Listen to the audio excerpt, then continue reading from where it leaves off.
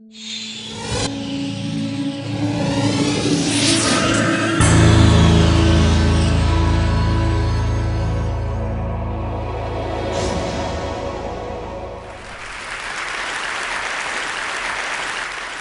story is about taking imagination seriously. 14 years ago, I first encountered this ordinary material, fishnet, used the same way for centuries. Today, I'm using it to create permanent, billowing, voluptuous forms, the scale of hard-edged buildings in cities around the world. I was an unlikely person to be doing this. I never studied sculpture, engineering, or architecture. In fact, after college, I applied to 7 art schools and was rejected by all 7. I went off on my own to become an artist, and I painted for 10 years when I was offered a Fulbright to India. Promising to give exhibitions of paintings, I shipped my paints and arrived in Mahabalipuram. The deadline for the show arrived. My paints didn't. I had to do something. This fishing village was famous for sculpture, so I tried bronze casting. But to make large forms was too heavy and expensive. I went for a walk on the beach, watching the fishermen bundle their nets into mounds on the sand. I'd seen it every day, but this time I saw it differently. A new approach to sculpture, a way to make volumetric form without heavy, solid materials. My first satisfying sculpture was made in collaboration with these fishermen. It's a self-portrait titled Wide Hips. We hoisted them on poles to photograph. I discovered their soft surfaces revealed every ripple of wind in constantly changing patterns. I was mesmerized. I continued studying craft traditions and collaborating with artisans, next in Lithuania with lace makers. I liked the fine detail it gave my work, but I wanted to make them larger, to shift from being an object you look at to something you could get lost in. Returning to India to work with those fishermen, we made a net of 1.5 million hand-tied knots. Installed briefly in Madrid, thousands of people saw it, and one of them was the urbanist Manuel Sola Morales, who was redesigning the waterfront in Porto, Portugal. He asked if I could build this as a permanent piece for the city. I didn't know if I could do that and preserve my art. Durable, engineered, permanent, those are in opposition to idiosyncratic, delicate, and ephemeral.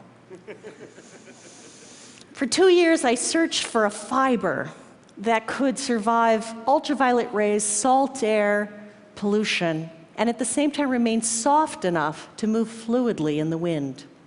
We needed something to hold the net up out there in the middle of the traffic circle. So we raised this 45,000-pound steel ring. We had to engineer it to move gracefully in an average breeze and survive in hurricane winds. But there was no engineering software to model something porous and moving. I found a brilliant aeronautical engineer who designed sails for America's Cup racing yachts named Peter Heppel. He helped me tackle the twin challenges of precise shape and gentle movement. I couldn't build this the way I knew because hand-tied knots weren't going to withstand a hurricane. So I developed a relationship with an industrial fishnet factory, learned the variables of their machines, and figured out a way to make lace with them. There was no language to translate this ancient, idiosyncratic handcraft into something machine operators could produce. So we had to create one.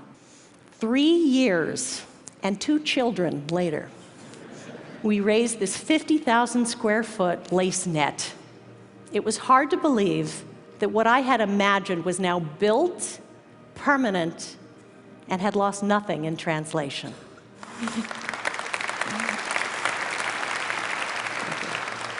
This intersection had been bland and anonymous. Now it had a sense of place. I walked underneath it for the first time, As I watched the wind's choreography unfold, I felt sheltered and at the same time connected to limitless sky. My life was not going to be the same.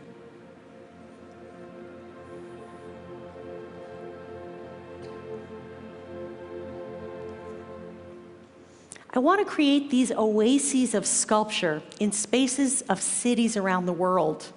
I'm going to share two directions that are new in my work. Historic Philadelphia City Hall. Its plaza, I felt, needed a material for sculpture that was lighter than netting. So we experimented with tiny atomized water particles to create a dry mist that is shaped by the wind.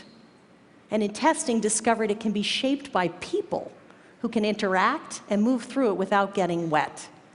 I'm using this sculpture material to trace the paths of subway trains above ground in real time, like an X-ray of the city's circulatory system unfolding. Next challenge, the Biennial of the Americas in Denver asked, could I represent the 35 nations of the Western Hemisphere and their interconnectedness in a sculpture? I didn't know where to begin, but I said yes. I read about the recent earthquake in Chile and the tsunami that rippled across the entire Pacific Ocean. It shifted the Earth's tectonic plates, sped up the planet's rotation, and literally shortened the length of the day. So I contacted NOAA, and I asked if they'd share their data on the tsunami, and translated it into this. Its title, 1.26, refers to the number of microseconds that the Earth's day was shortened. I couldn't build this with a steel ring the way I knew. Its shape was too complex now. So I replaced the metal armature with a soft, fine mesh of a fiber 15 times stronger than steel. The sculpture could now be entirely soft, which made it so light it could tie into existing buildings, literally becoming part of the fabric of the city. There was no software that could extrude these complex net forms and model them with gravity, so we had to create it. Then I got a call from New York City, asking if I could adapt these concepts to Times Square or the High Line. This new soft structural method enables me to model these and build these sculptures at the scale of skyscrapers. They don't have funding yet, but I dream now of bringing these to cities around the world where they're most needed. 14 years ago, I searched for beauty in the traditional things, in craft forms. Now I combine them with high-tech materials and engineering to create voluptuous billowing forms, the scale of buildings. My artistic horizons continue to grow. I'll leave you with this story. I got a call from a friend in Phoenix, an attorney in the office who'd never been interested in art, never visited the local art museum, dragged everyone she could from the building and got them outside to lie down underneath the sculpture. There they were in their business suits, lying in the grass, noticing the changing patterns of wind beside people they didn't know, sharing the rediscovery of wonder. Thank you. Thank you. Thank you. Thank you. Thank you.